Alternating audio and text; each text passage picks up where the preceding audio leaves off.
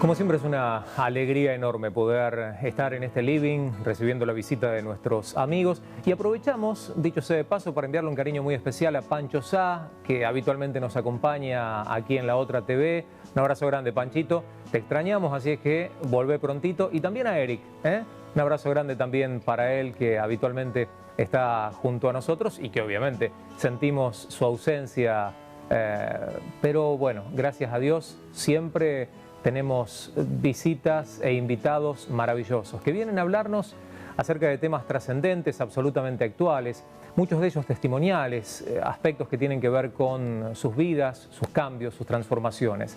Si usted quiere hacernos llegar sus comentarios, lo puede hacer a través de Facebook, tenemos nuestra fanpage, allí no solamente le puede dar me gusta a nuestro lugarcito en la red social, sino también dejar preguntas, inquietudes, comentarios, opiniones, puntos de vista. Valoramos cada uno y por supuesto respondemos a las inquietudes que nos hacen llegar. Muchísimas gracias por su participación a través de las redes sociales.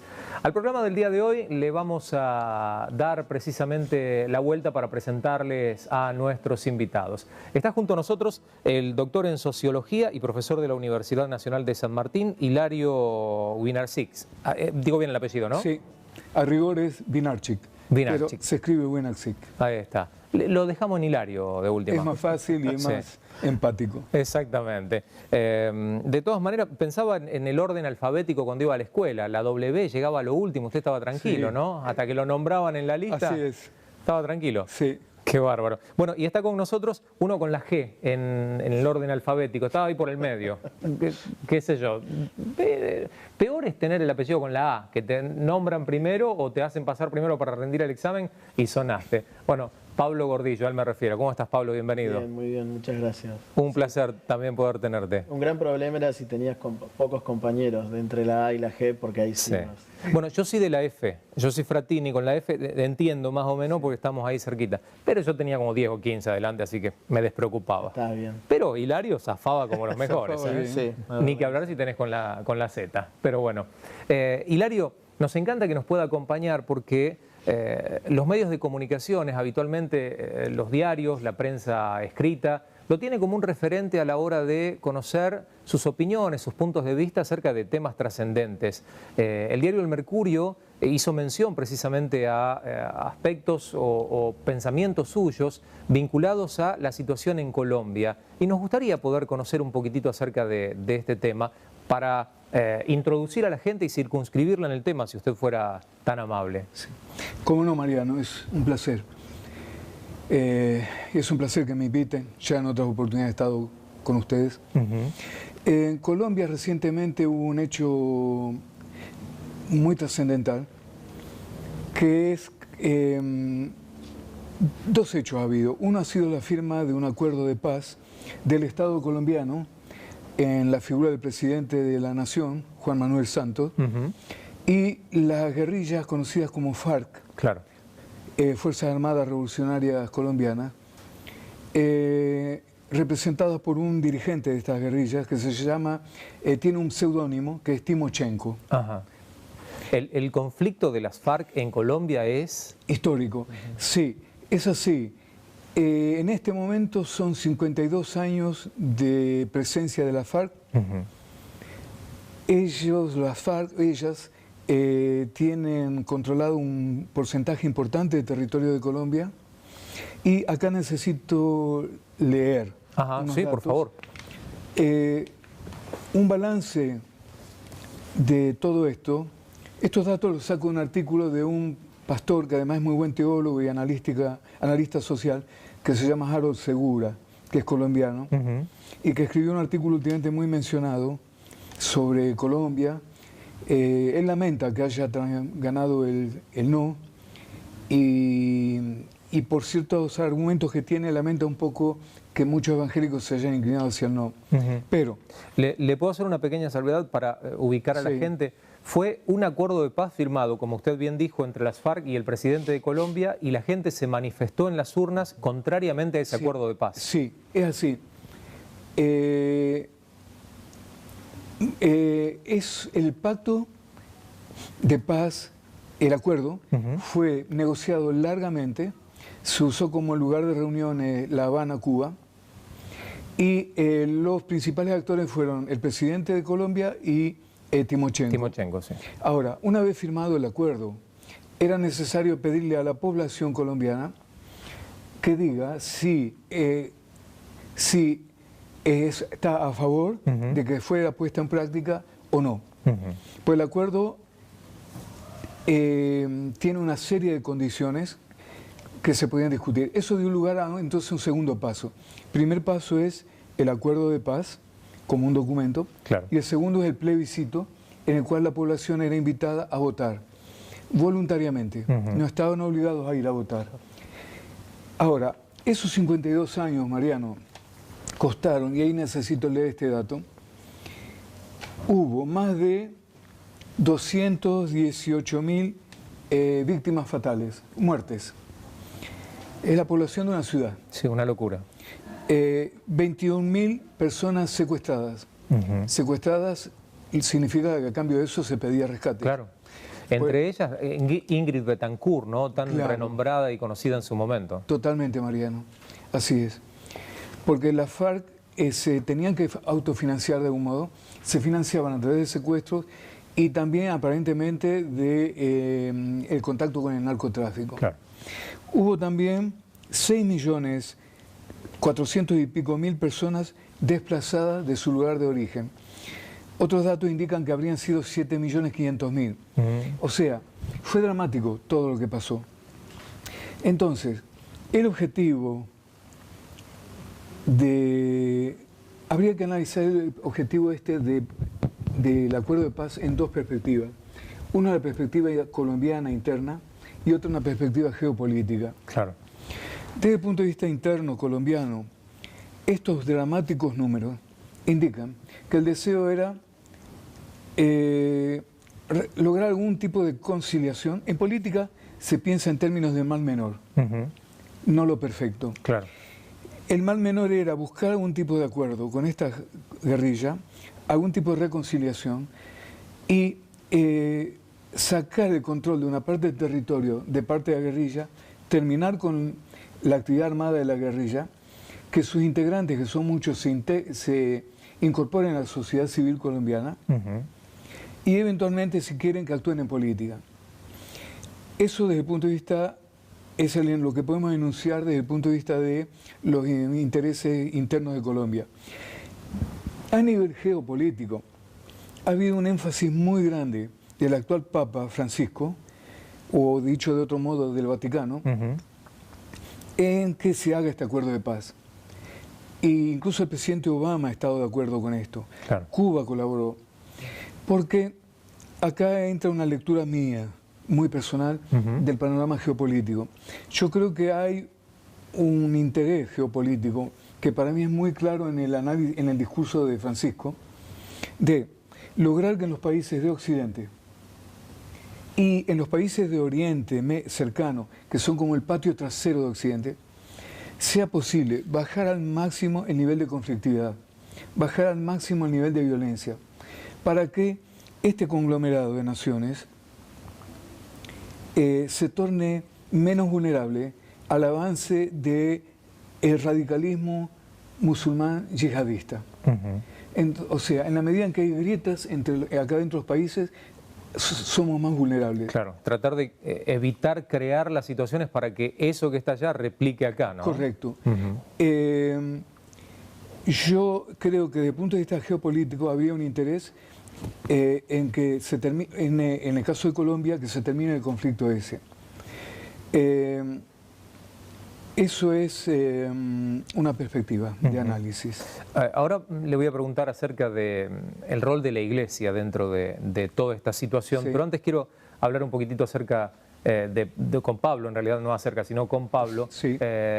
Pablo, representás Cruzada Estudiantil. Sí. Contanos un poquitito qué es Cruzada Estudiantil. Bien, bueno, yo hace 7 años que estoy trabajando como misionero de la Cruzada Estudiantil y Profesional para Cristo, acá en Argentina, precisamente en Buenos Aires. Ahora el nombre de Cruzada está cambiando a CRU Argentina. Ajá. Y lo que es Cruzada es un movimiento, es una ONG que se ocupa de compartir el Evangelio en el ámbito profesional y en la universidad. Ajá. Básicamente es lo que nosotros hacemos. Yo trabajo como misionero asociado y junto con mi esposa vamos a las universidades, utilizamos herramientas digitales como aplicaciones, páginas web, sitios y cosas para poder conectar a nuestra audiencia, que son los estudiantes universitarios y los profesionales, con el Evangelio, para que ellos puedan tener acceso y tomar una decisión acerca de Jesús. Inexorablemente hay que utilizar las herramientas digitales hoy para dirigirse por lo menos a estudiantes y profesionales que se están iniciando o que están siendo parte de un mundo tecnológicamente avanzado y ya casi ayornado, ¿no? Antes la tecnología nos quedaba muy a trasmano, se tecnologizaban las principales potencias del mundo y a los años, a las cansadas, llegaba la tecnología acá. Hoy es todo bastante parejo. Sí, es muy parejo y a la vez nuestra tarea se da en dos ámbitos, ¿no? Nosotros no vamos a modificar el hecho de que es lo más lindo que podemos tener como seres humanos, que es comunicarte con la otra persona, conocerlo, escucharlo, saber qué piensa, eso es maravilloso. Lo que sucede es que nosotros pensando en relación de tiempo y nuestra tarea, iba a ser muy difícil que nosotros podamos conectar personalmente con todas las personas. Y es ahí donde entran para nosotros las estrategias o las herramientas digitales, ¿no? Hace poco nosotros organizamos un evento que se llama Indigitos, que es un movimiento en realidad que no es de cruzada, sino que es un movimiento de personas apasionadas por compartir el Evangelio a través de las herramientas digitales. Por un centenar de razones, obviamente es bueno para nosotros incluirlas. No, como yo te decía, no queremos cambiar la tarea que hemos hecho por mucho tiempo, de mucho tiempo atrás ahora, sino que queremos agregarle, conectar con las personas de otra manera también, debido a que el mayor porcentaje de las personas que queremos alcanzar, profesionales y universitarios, usan diariamente todo. Hablamos de herramientas digitales y puntual y concretamente ¿a qué nos referimos? ¿Al teléfono, al smartphone? Sí, de arranque nomás. Claro, una PC de escritorio, una notebook, un celular, una tablet, televisores smart. Hay muchas maneras de cómo utilizar y alrededor del mundo este movimiento que yo te decía, Indigitus, promueve el poder trabajar o formar equipos virtuales, ¿no? Por ejemplo, un diseñador en India con un programador en Estados Unidos, con un comunicador o un desarrollador de contenido español trabajando juntos para generar una herramienta culturalmente relevante para un sector de los seres humanos, por así decirlo, específico, ¿no? La ropa del mismo tamaño no le queda a todas las personas. Claro. Entonces, ¿Y es posible lograr eso? Que gente de distintos rincones del planeta se pongan de acuerdo para trabajar por un fin en común. Sí, sí, es posible. Y es muy curioso porque es muy divertido también y a la vez es algo muy, muy profundo también porque hay muchas cosas que uno necesita ser guiados por Dios para poder conectar las culturas y poder conectar las habilidades de una persona con la idea de otra persona, con los recursos de otra persona y en ese interés colectivo, esa inteligencia colectiva, poder generar, por ejemplo, una aplicación para celulares, que de hecho está creada, se llama God Tools, como herramientas de Dios, y es interesante porque en países donde no se puede profesar el Evangelio, ¿no? Así libremente, las aplicaciones o los sitios web funcionan muy bien porque las personas en la intimidad de su habitación, en su casa o en su celular pueden tener acceso al Evangelio sin la presión cultural tal vez que tienen a su alrededor o la presión de la familia también. Pensaba, Hilario, en lo que termina de contar Pablo, ¿no? Sociológicamente hablando, era medio como imposible hace 20, 30, 50 años atrás que alguien de Estados Unidos trabajara con alguien de Nueva Zelanda y desarrollara algo que le sirviera a otro que está en Tangamandapio, donde era Jaimito el Cartero, o qué sé yo. Sí, y bueno, es lo que se llama ahora la globalización. O sea, siempre ha habido procesos de globalización. Cuando fueron colonizadas las Américas hubo globalización. Pero esto es lo que hoy se llama la globalización, con un fuerte componente tecnológico y que conlleva también su conflictividad. Porque no en el área tuya, que es de la tecnología, de las comunicaciones, pero en otras áreas está trayendo problemas. ¿De qué tipo, por ejemplo? En Estados Unidos, por ejemplo, industrias que pueden tener mano de obra más barata en otros países. Eso hace que ciudadanos de Estados Unidos que residen ahí y descienden de estadounidenses o no tengan trabajo o ganen menos plata. Y eso luego repercute políticamente, porque estos segmentos sociales que se sienten insatisfechos, excluidos, a su vez son la potencial masa de movilización de Donald Trump. Claro. Con un discurso así proteccionista, etc. O sea, el tema de la globalización es interesantísimo y muy rico y muy poderoso y trae mucho progreso, pero trae conflictividad. Claro. También. Hay situaciones puntuales a las que Pero vale la pena prestar atención. Creo ¿no? que no toca a lo que él habla, a lo que vos hablas. Claro, no estamos hablando de fabricar autos ni ropa. Sí. Nosotros por ahí, lo que como es lo que el hermano dice, es cierto, y sí, para nosotros esta conectividad, ¿no? También muchas veces representa una amenaza, pero queremos tomarla, ¿no? Y transformarla en una oportunidad también de poder conectar con otras capacidades, ¿no? Siempre ha pasado, ¿no? Creo que dentro de lo que sería la subcultura cristiana, la iglesia, de que no hemos aprovechado del todo las oportunidades que ha dado, como dijo el hermano, la globalización, la conectividad o aún muchas de las cosas. Y creo que ahora sí hay muchas personas que lo están utilizando y la verdad es que se puede alcanzar a muchas personas si se utiliza bien, si se genera una buena herramienta o buen material audiovisual. La cultura en los próximos 20 años va a cambiar mucho más que tal vez en los últimos 100 y a medida que pase el tiempo eso va a ser procesos más acelerados. Entonces, totalmente. Nosotros estamos con un equipo bastante grande de personas de acá de Argentina y también de otros países analizando hacia dónde va, por ejemplo, la comunicación en las redes sociales o qué es lo que la persona van a consumir de acá a 5 años para poder estar ahí antes, ¿no? Totalmente. Hay muchos estudios que dicen que, por ejemplo, en el caso de Facebook, ya está pasando la mayoría del contenido que más... eso para hablar de una red social. Sí. El contenido que más se viraliza son videos. O sea, ya los textos de qué estás pensando, cómo te sentís, la mayoría de la gente no lo usa para expresarse, pero sí fueron en su momento las fotos, pero ahora es más que nada videos. Instagram aumentó su tiempo de video porque la gente quiere ver videos, mostrarse a través de videos. Sí, no, es que ocurre, es un ejercicio muy sencillo. En Facebook te pones a escribir 10 renglones, lo publicás y a lo sumo 1 o 2 le prestan atención.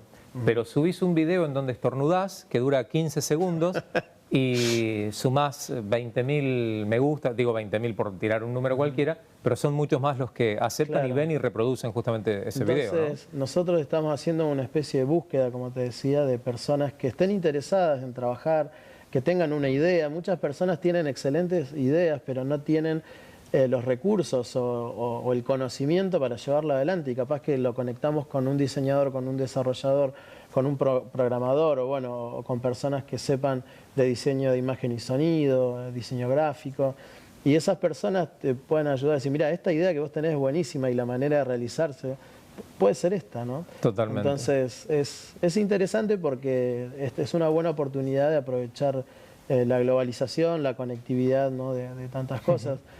Hay varias herramientas, yo nombré una que se llama GodTools, hay otra que nosotros usamos mucho que se llama Jesus Film, que es del área de Cruzada Estudiantil, que es la película Jesús, ¿no? la que han visto, no sé, millones de personas. Sí.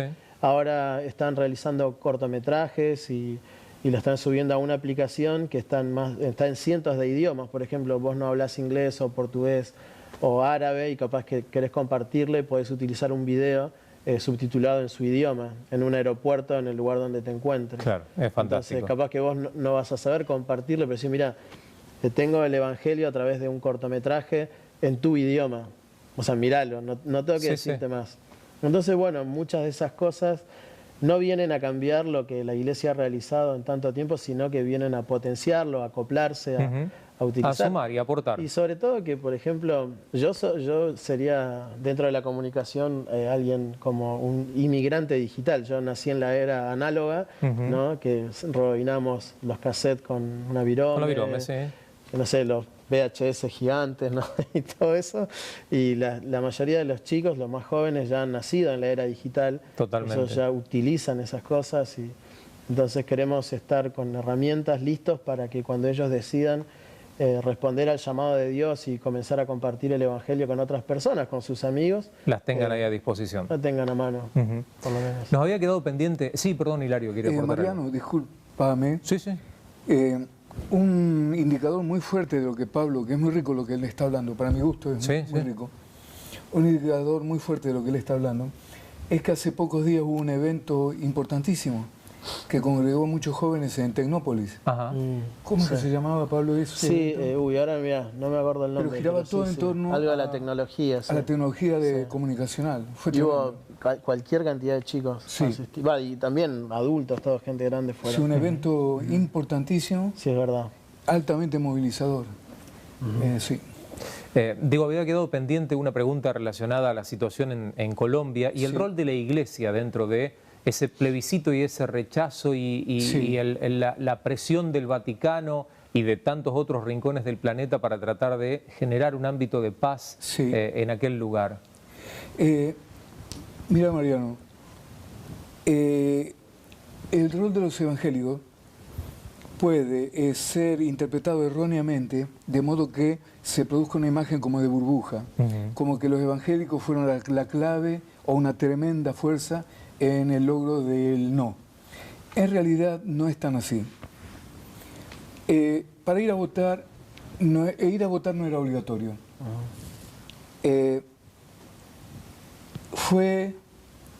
La población colombiana es en este momento de casi 48 millones de personas. Fue un cuarto de la población, o sea, 1 de cada 4 colombianos. A su vez, eso dio una suma de unas 13.000 personas que fueron a votar. Dentro de estas 13.000 hubo una presencia de unos 4 millones de evangélicos. Pero estaban sacando la cuenta, ¿no? 13.000, no, 13 millones. 13 millones. De 40 y pico de millones, 13 millones era casi uno cada 4. Uno cada 4 colombianos. Ahora, a su vez hubo unos 4 millones de evangélicos que fueron, sobre una población que puede estar en el orden de los 12 millones de evangélicos. O sea que de la población en total fue 1 de cada 4 personas. De los evangélicos fue 1 de cada 3. Claro. Ahora bien, el no ganó al sí por menos de un 1%. Sí, pequeñísima la diferencia. Sí, por 50.000 votos. Sobre 13 millones de votos, 50.000 hizo una diferencia. Ahora, fíjese que la masa electoral se dividió como una manzana en 2 pedazos iguales. Ahora, podríamos decir que los evangélicos habrían tenido una terrible influencia si vos pudieras decir que de los votantes evangélicos el 70% votó por el no y el 30% por el sí.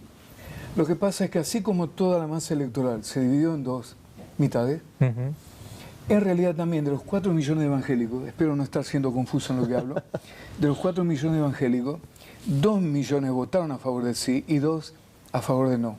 Claro. Lo que pasa es que, como los evangélicos constituyen un colectivo bastante orgánico, llamó mucho la atención esto. Y llama la atención qué es lo que les preocupaba a los evangélicos. Hubo 2 grandes motivaciones para elegir votar sí o no. La principal motivación por el sí era la que ya de algún modo hablábamos, que era pacificar Colombia. La principal motivación para votar por el no se puede dividir en 2 clases de motivaciones. A ver. Unas eran sociopolíticas. Era el temor de que los de la FARC entren en política, ganen elecciones y luego generen una especie de política chavista. De hecho, creo que era parte de la propuesta y del acuerdo ese, ¿no? Sí, que tendrían el derecho de reintegrarse a la sociedad civil y si quieren formar un partido político pueden. Lo podían hacer. Sí.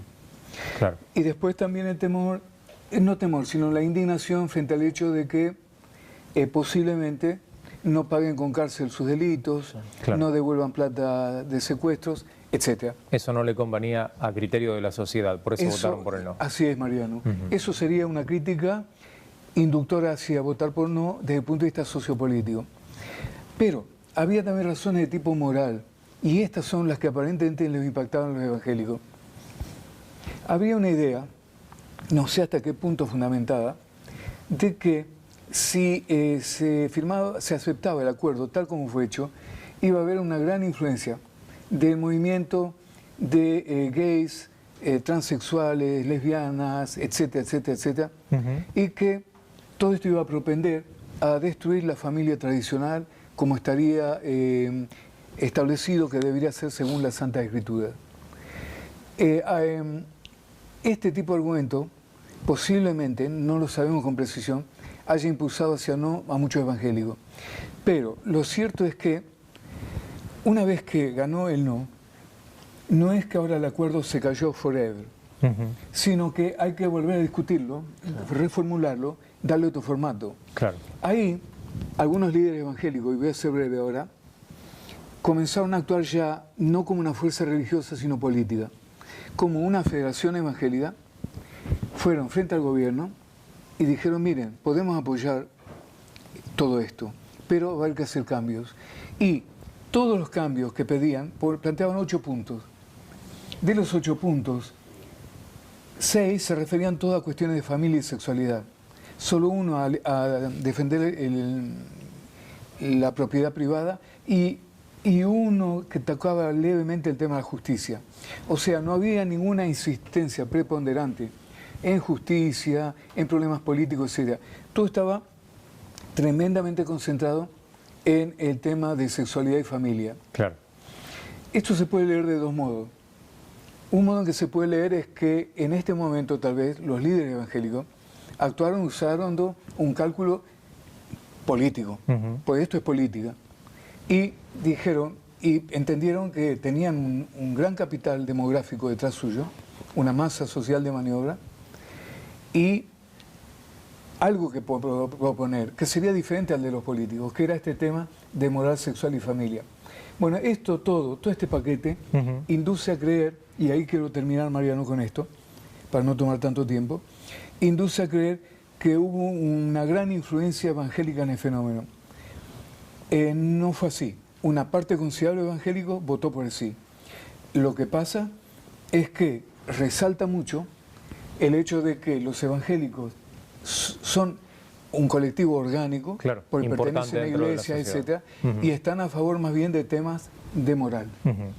Se nos va terminando el tiempo. Me encanta, todos los sociólogos cada vez que desarrollan un punto tienen 2 más para este lado y cada vez que van a este tienen 3 para allá. ¿Es así? Sí. ¿La sociología es así? Un poco sí, un poco sí. No, pero tiene también que ver con mi manera. Claro, no, pero está muy bien y es muy claro explicándolo, Hilario. Y obviamente lo hemos invitado para eso. Quería preguntarte, Pablo, antes de que se nos termine el tiempo, ¿cómo los chicos se ponen en contacto con ustedes, con Cruzada Estudiantil? ¿Cómo conocen más acerca de estas herramientas que nos fuiste contando? Sí, hay 2 maneras que nosotros estamos utilizando ahora: Facebook, que es una fanpage que es de Cruzada Estudiantil y Profesional para Cristo Argentina, y también pueden buscar la fanpage de Indigitos. Así que cualquiera de las 2 puede servir. Por ahí yo hice hincapié en que hacíamos herramientas y estrategias para alcanzar a más personas, pero no es que hacemos o trabajamos solo por sitios web, sino que en realidad nuestra visión, nuestra tarea es hacer discípulos. Totalmente. Mariano, ¿puedes decir media palabra? Sí, es cortita, pues se nos terminó el programa. Lo felicitaría a Pablo, pues realmente es impresionante el lenguaje técnico actual en materia de comunicaciones y sociedad que él usa. Qué bueno. Es digno de respeto. Mirá que te felicite, Hilario, no es poca cosa, sí, Pablo. Estoy un poco nervioso, muchas gracias. Yo les agradezco, Hilario, Pablo, por habernos acompañado. Ustedes no se vayan porque tenemos mucho más de La Otra TV. Ya seguimos.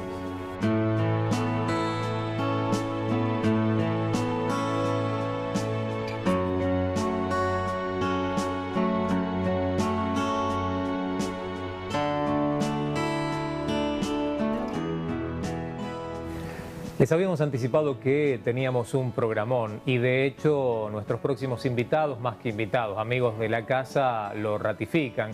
Están junto a nosotros. Arrancamos por las damas. Una amiga que nos tenía medio así como olvidado, pero que la perdonamos porque obviamente estaba ocupada en sus menesteres. la doctora Ana Manuquian. ¿Cómo está, doctora? Bienvenida. Muy bien, muchas gracias. La muy bien. extrañábamos, doctora. Sí, anduve por ahí viajando por el mundo. ¿Y usted no nos extrañaba a nosotros? Claro que sí, Ah, por supuesto. queda feo si me decía que no. Obviamente. No, pero es una verdadera alegría tenerla. Gracias. Y también está junto a nosotros el artista plástico Pablo Larrañaga. ¿Cómo estás, Pablo, también? Muy bien, muy contento de estar con ustedes y con la doctora, tan linda, con su pinta tan brillante. Es cierto, está muy así, muy fashion, ¿no? Y, Sí, pero sí. para venir a este programa, menos que esto, Claro, imposible. ¿no? está bien, Por supuesto. muy bien. Avísele a Pablo la próxima para... Pablo es un genio. Se vino de la granja Me parece directamente muy bien. al programa. ¿Qué look que has traído, Pablo? Es un look de trabajo apto para cualquier situación. ¿Vos pintás así, con el A veces jardinero sí. ese puesto? Sí, sí, sí. A Ajá. veces sí. Porque con esto es cómodo, tiene muchos bolsillos. A su vez, no es que tenga un elástico. Esto lo sostiene y ya Claro, está. y ya está. Sí. Obviamente ese está en perfectas condiciones, Este está ¿no? limpio. Ese en algún momento hay una migración Claro. que ocurre, ¿no? La pintura salta del lienzo al jean, Sí. en este caso, y bueno, queda también teñida por la firma de Larrañaga. Y igualmente lo vamos a traer así pintado, como hemos hecho en otras oportunidades. Qué bueno. Me quiero quedar con el tema de la ropa y arranco preguntándole a la doctora, después me va a dar tu opinión, Pablo. Leí la otra vez un informe que decía que las mujeres pierden 6 meses de sus vidas eligiendo qué ponerse. ¿Es el caso de la doctora Ana Manuquian, que a la Depende. mañana antes de arrancar el día está media hora ahí delante del ropero? Depende de la época. Ajá. Las mujeres tenemos momentos, épocas. Hasta psicológicamente, durante el mes tenemos días que es más difícil elegir. Sí, y son que días más difíciles también. son más difíciles para todos, todos, inclusive para elegir la ropa, Sí. para decidirse a salir. A veces uno se pregunta por qué llega tarde. Bueno, llega tarde en ciertos momentos del mes. Ajá. Y lo mismo pasa con cuando uno va a comprar. Es difícil decidir cuando uno va a comprar en ciertos momentos. Para la mujer estos altibajos son la normalidad, así Claro. que 6 meses no es tanto.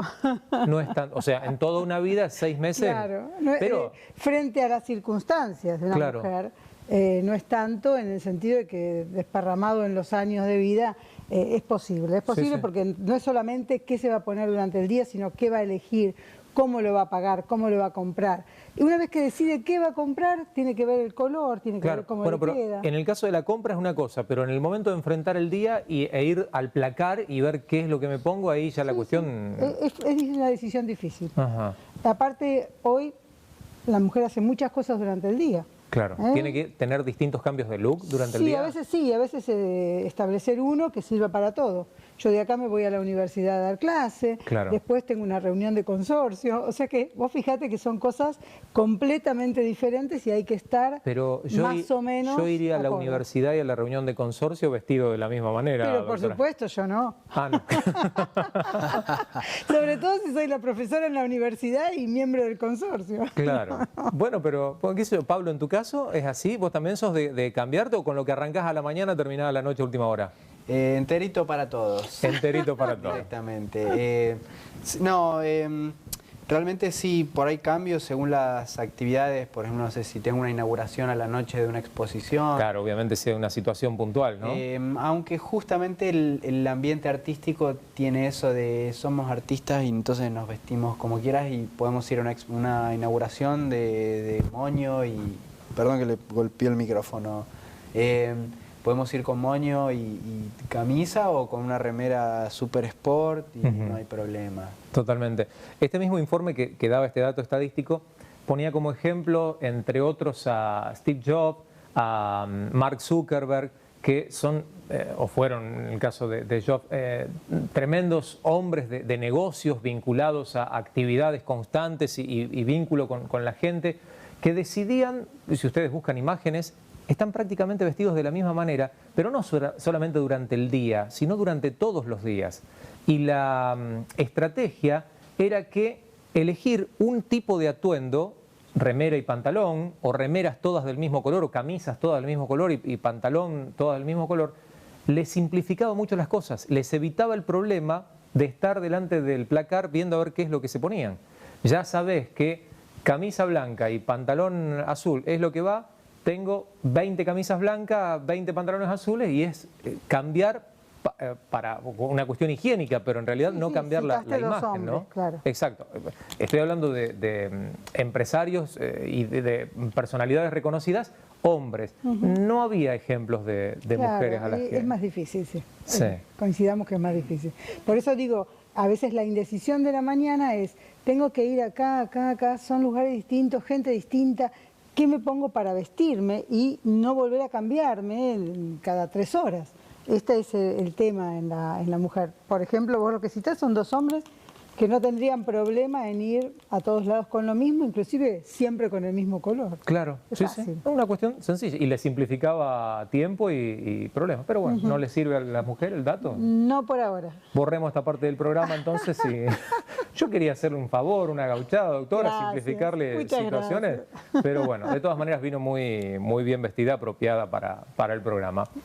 Pablito, quería hablar acerca de una pintura porque nos estuviste visitando y estuvimos charlando en programas anteriores acerca de una pintura de Rembrandt y nos contaste algunos detalles que tenían que ver justamente con esa pintura.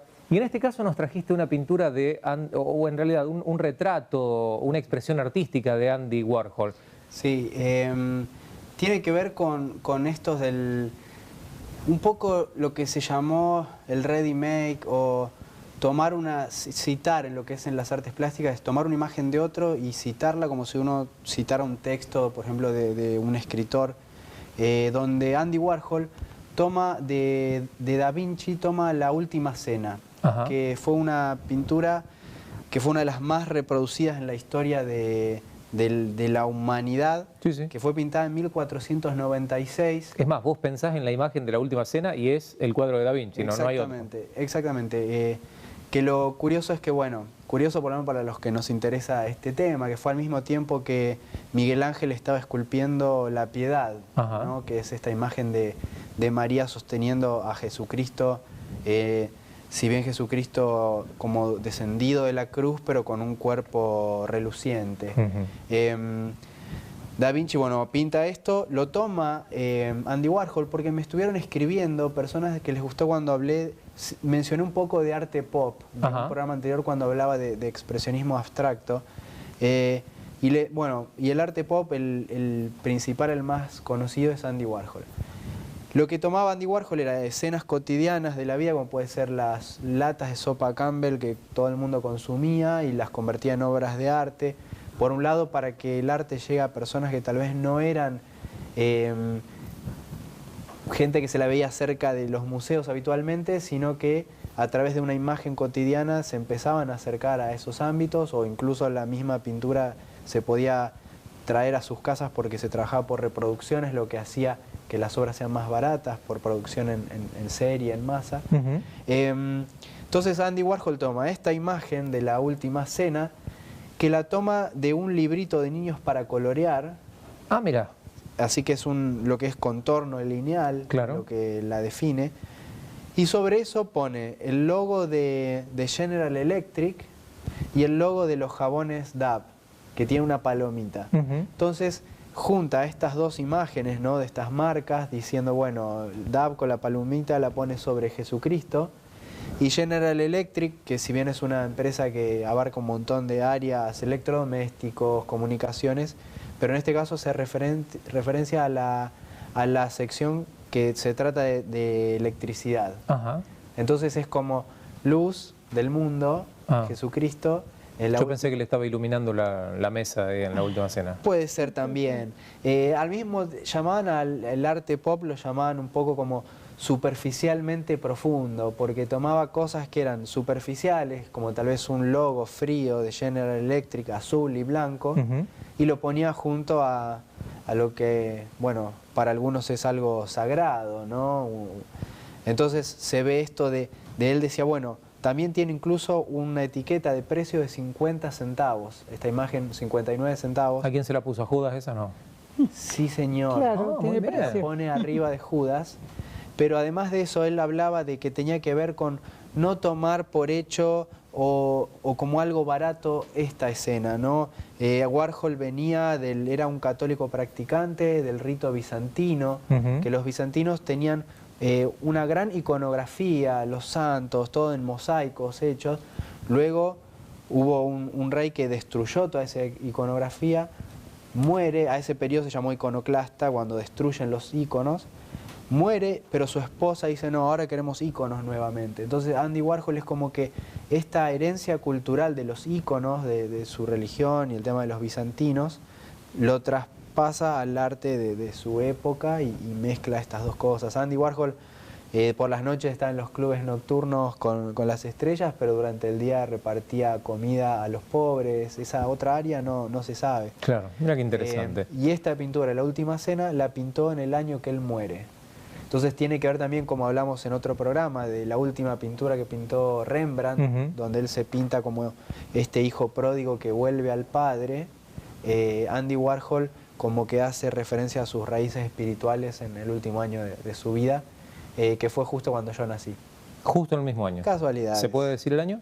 1987. Todavía se puede decir. Un niño. No le voy a preguntar, doctora, por las dudas No, el gracias, suyo, pero... gracias, te amo. ¿Le gusta el arte, doctora? Sí, y lo que me sorprende es cómo, en este arte pop, cómo el pensamiento del artista es un pensamiento paralelo, de traer cosas de lo que le rodea, y eso es una inteligencia, es un tipo de inteligencia, es una inteligencia que abarca algo más global que el que solo trabaja con números, por ejemplo, el que es un contador o un administrador, alguien que tiene que basarse en lo exacto. Claro. El artista tiene esta capacidad.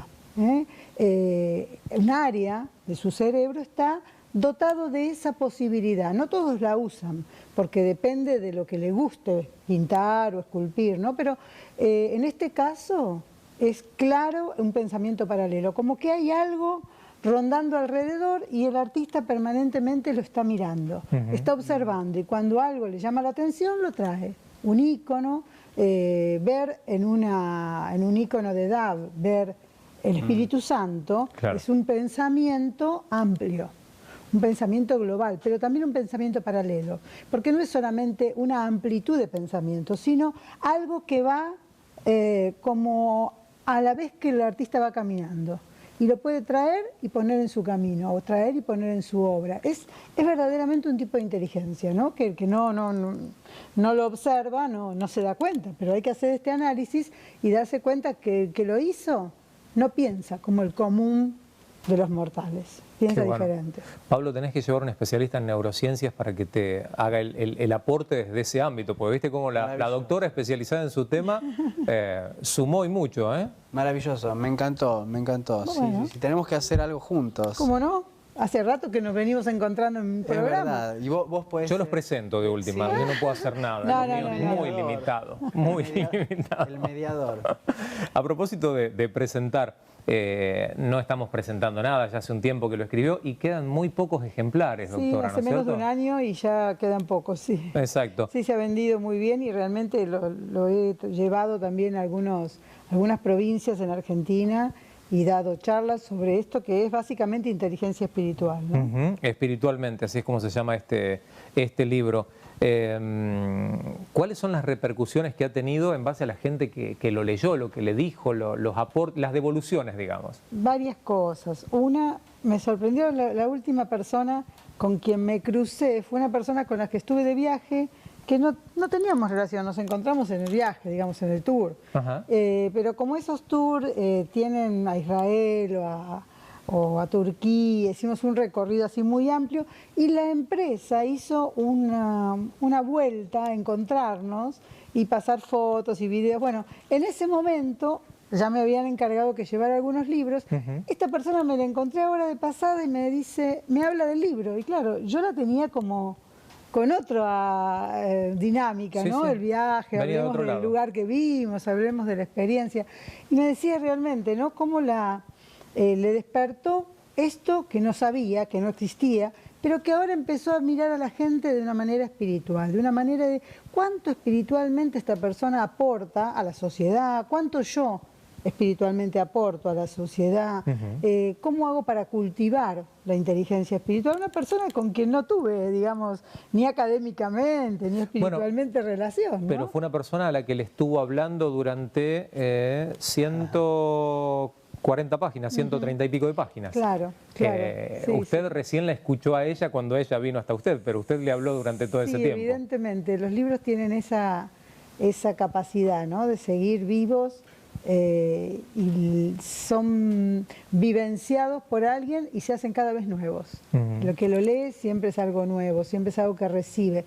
Y en libros de este tipo es muy importante porque uno despierta nuevas inteligencias. Hablábamos de una inteligencia paralela, bueno, esta es una inteligencia espiritual, es la inteligencia superior a todas las demás. Totalmente.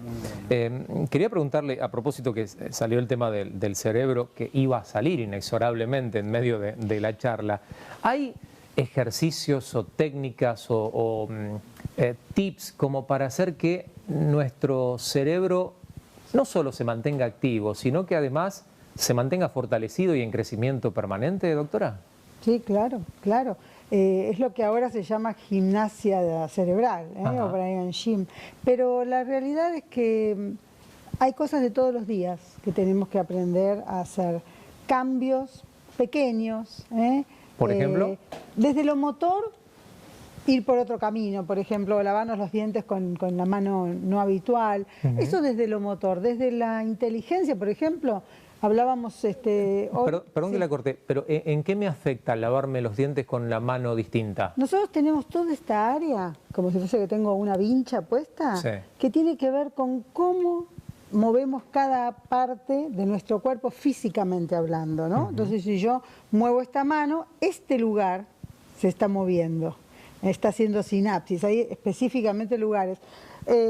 Y eso es hacer más sinapsis. Entonces, cuanto más ejercicios hago, cuanto físicos, intelectuales, académicos, espirituales, siempre va a haber más sinapsis, más conexiones nerviosas. La persona que más conexiones nerviosas tiene, previene muchas enfermedades, no solo cerebrales, también físicas y de relación. Claro. Enfermedades que tienen que ver con cómo me relaciono con las personas, cómo son mis emociones. Bueno, esto es un trabajo que se hace desde la gimnasia espiritual, desde la gimnasia cerebral, perdón. En el caso de Pablo, por ejemplo, pintar con la otra mano, ¿le serviría como para ejercitar? Sí, desarrollaría otra área del cerebro. ¿Pintaría, no sé, sos muy torpe con la otra mano o pintas? No, cuando pinto en vivo uso las dos. Las dos.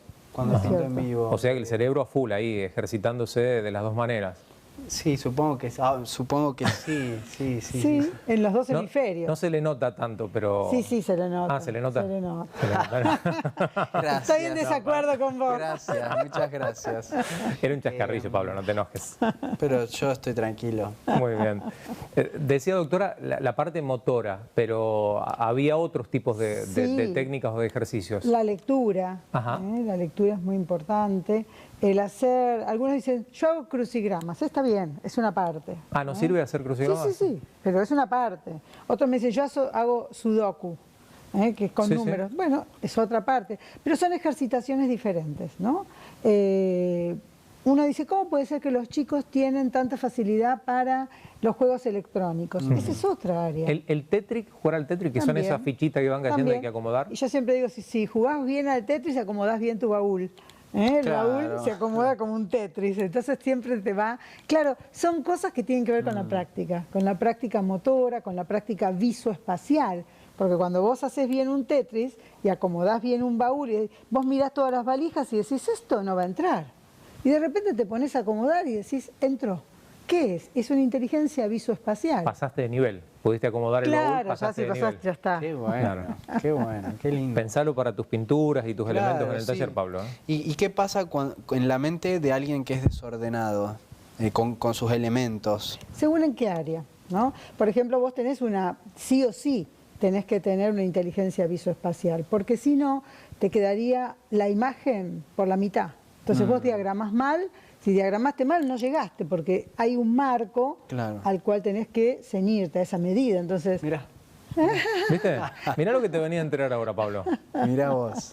Y así con todas las cosas. Por eso digo, ejercitarse en eso ejercitar en los juegos, inclusive en jueguitos electrónicos, que es un juego de chicos, pero que en realidad los adultos nos hace muy bien. No es como la pasividad de sentarse a mirar televisión, hay que estar prestando atención a lo que se dice en televisión, claro. Viendo cómo interactúan. Perdón, presten atención a lo que les decimos en la otra TV. Totalmente. Ahora sí, siga, doctora. Totalmente. Lo que se dice y uno puede hacer un ejercicio, por ejemplo, mira un programa o una película, termina y uno recuerda. Por ejemplo, cuando termina este programa, dice, hablaron de la ropa, bueno, estaban vestidos de tal manera, o hablaron del cerebro, citaron ciertas inteligencias. Ese pequeño ejercicio que es como repasar lo visto en clase, claro. Como un repaso, eso solo fija conocimientos y desarrolla una intelectualidad diferente, ¿no? Una inteligencia o sea que diferente. para el chico, para el estudiante, es un buen consejo, una vez que terminó la clase, volver a repasarla mentalmente. Fundamental. Cuando yo enseño técnicas de estudio, digo, mira, llegaste del colegio, vacías tu mochila y mirás todo lo que hiciste en el día. Eso no es estudiar, no es preparar nada, no es comprar los útiles, no es nada. Es simplemente sacar y decir, hoy la maestra enseñó esto, hoy anoté tal cosa. ¿Qué significa? Significa que ya hay un refuerzo de su memoria. Y ese tema ya quedó por lo menos en conocimiento, no quiere decir que se haya estudiado. Ahora, después ahí vemos si hay que completar algo, si hay que comprar algo, ahí estará escrito. Claro. Escuchaba a alguien que la otra vez también mencionaba, a propósito de ejercicios que le hacen bien al cerebro, cambiar de lugar en la mesa. Los lugares rígidos, por ejemplo, el tradicional lugar de papá en la punta, que es bueno poder cambiar para que justamente los elementos y las cosas que generalmente están distribuidas siempre de la misma manera, uno se vea forzado a tener que buscarlas o encontrarlas en otro lugar o con otra mano. Eso también es así, ¿no? Sí, tal cual, tal cual. Lo mismo si hubiese, porque también cambia el lugar con respecto a la cocina, con respecto al televisor, con respecto, claro, entonces uno ya de por sí tiene que moverse de otra manera. El salero que siempre está en ese lugar, yo lo agarro con la derecha, pero si estoy sentada del otro lado, lo agarro con la izquierda, obvio. Pablo, ¿sos así como muy tradicionalista o tu familia es muy tradicionalista a la hora de sentarse? ¿Es Pablo, papá, mamá, así? ¿O papá, Pablo, mamá? ¿O como venga, el que llega se siente primero y...? No, sí hay como un orden. El tema es que es una mesa redonda, entonces no hay punta, pero más o menos sí se respeta, a menos que alguno por obligaciones no esté compartiendo, entonces ahí sí por ahí uno toma el lugar del otro, si se puede llamar así. Pero sí, nunca, mira, muy interesante, aprendo mucho con la doctora. Por eso le invitamos seguido, porque nos enseña, nos instruye, nos ayuda. Muchas gracias, doctora. En el caso suyo, doctora, en su familia, hoy obviamente sabemos que su realidad es otra, pero cuando estaba la casa un poco más poblada, ¿había lugares fijos determinados en la mesa? ¿O cuando usted era chica en su casa familiar? Sí, había lugares fijos. Y la idea era que yo soy muy de cambiar, no sé, ubicaciones o muebles. La idea era que si yo cambiaba la mesa, los lugares seguían en el mismo sitio. O sea, esta mesa la cambiaba por otra y se sentaban igual en el mismo lugar. Ajá. Entonces, una de las cosas es dar vuelta. Girar la mesa. Girar la mesa. Entonces, la mirada es distinta. Inclusive entre nosotros nos miramos diferentes, ¿no? Cuando estamos alrededor de la mesa. Ajá. Son ejercicios sencillos, prácticos, que tienen que ver con cómo conversamos, cómo nos encontramos. Algunos dicen, hay que sacar el televisor de la cocina, hay que sacarlo del dormitorio. Yo estoy de acuerdo en eso, pero digo, también hay otros métodos. Claro. Hay otros métodos. Cambiemos algunas cosas, hagamos diferente. Eso hace que las personas puedan ampliar un poco su mirada y su visión. ¿Y en cuánto mejora en un ser humano común, una persona absolutamente normal, hacer este tipo de cosas? ¿Le ayuda a estar más lúcido, más despierto, a prevenir determinadas enfermedades que con el correr del tiempo van a llegar inexorablemente? Sí, claro. Sí, la rutina es lo primero que se combate. Ajá. Y segundo es, uno presta más atención. Por ejemplo, si yo manejo, no voy siempre por el mismo camino, o caminando igual, no voy por el mismo camino. ¿Por qué? Porque uno mira otras cosas. No sé si te ha pasado, pero no es lo mismo ir manejando que ir caminando por el mismo lugar. Uno ve de otra manera, tenés otra perspectiva. No es lo mismo ir alto en un colectivo, ¿no? Son distintas miradas.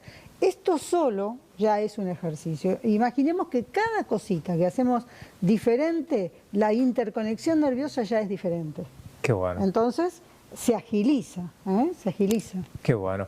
La verdad que con la doctora Manukyan, con la visita de Pablo, aprendemos mucho. Disfrutamos, por supuesto, con su presencia. Así es que no solo les agradecemos que nos hayan venido a visitar, sino que también los volvemos a invitar para próximos programas, ¿sí?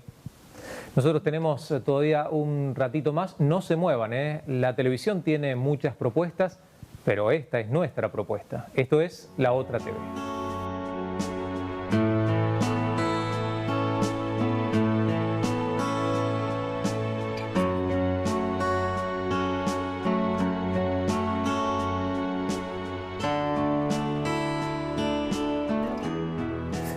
Nuestro cerebro es una herramienta vital.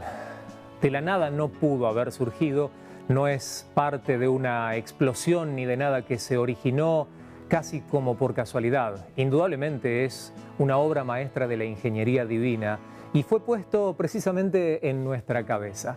Junto a la doctora y Pablo tuvimos la posibilidad de charlar y de desandar algunos aspectos que tienen que ver con lo bueno y con lo saludable de ejercitar nuestro cerebro. Pero también hablamos acerca de la importancia que tiene el hecho de saber que este mundo convulsionado en el que vivimos necesita del amor de Dios. Citamos el ejemplo de Colombia, pero como esta nación hay tantas otras que están en conflictos, no solamente en guerras o en aspectos que muestran dentro de las noticias realidades que hablan de dramatismo, sino también de situaciones escasas, íntimas, en las que sus ciudadanos tienen que atravesar día a día, que los meten en desesperación y en lugares de los que a gritos piden salir. Tenemos la posibilidad. Somos agentes transmisores de buenas noticias. Desde La Otra TV los alentamos para llevar adelante el mensaje transformador de Cristo, para dar a conocer las buenas nuevas de salvación.